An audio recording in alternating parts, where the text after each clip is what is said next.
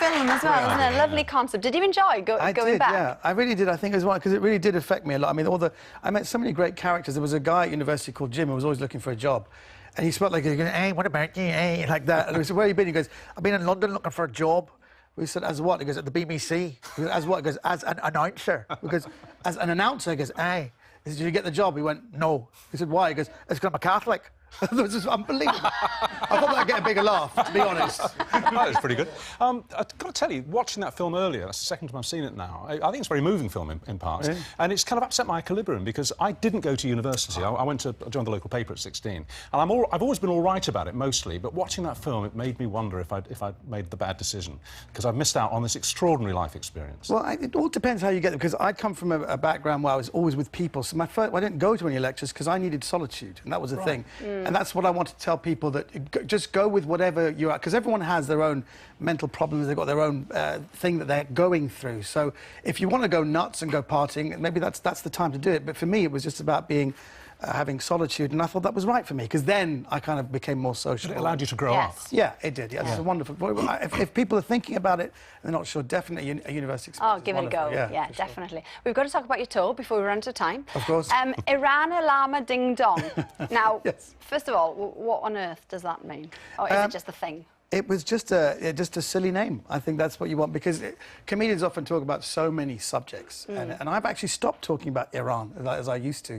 So there's lots of things like relationships, celebrity, and getting older. That's another thing. Yeah. I mean, it's very hard when you get older. The connection between your brain and your mouth really slows down, and people ask me, who are your favourite young comedians? I said, I like that guy, Jack. They went, Jack who? Jack Whitehall? I said, no, I like him, but the other one. They went, Jack D? I went, no. The other one, Jack. And I went...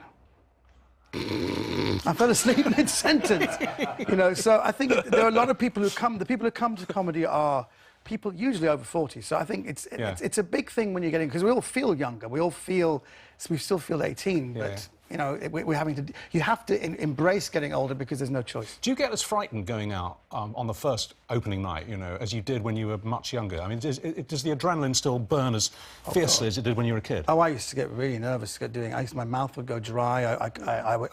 I'd repeat jokes, you know. It's really?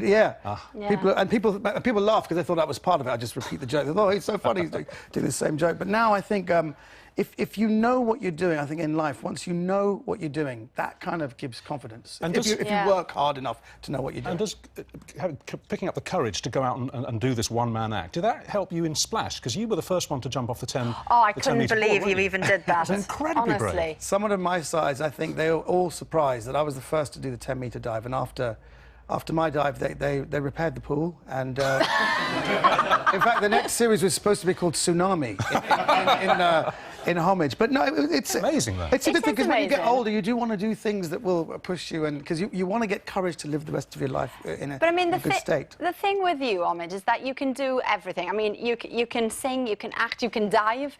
Loads of different... Not really. Yeah, you can. You can do loads of different stuff. And you've even brought out a song now for the World Cup with a clever title. England's going out, brackets, to do it again. Which covers all eventualities. It's a song that hedges its bets. We were asked to do it in January, and you know something, where Three Lions was such a great, the Skinner and Baddiel thing, because it really captured the zeitgeist, which was football's coming home. We were hosting an event, and also it was trying to give belief to the players, because it's 30 years of hurt, and can we do it? And I think you need to give belief. Now, and the zeitgeist now is, if you look at world football, England are not really up there. We don't really have much of a chance, but we still believe. There's enough going on. We've got Adam Lallana coming through, we've got Ross Barkley. And is that the essence of the song? Is that what you're singing about? The essence of the song is, let's all get behind the team, let's believe. We still believe. That's the... So, because there's no point going to a tournament if you don't believe. You're going to... The last 2012... There's no fun. There's no fun. And we didn't really believe, and we went out quarter-finals in penalties. But now, we really believe. Well, all right, let's have a quick listen.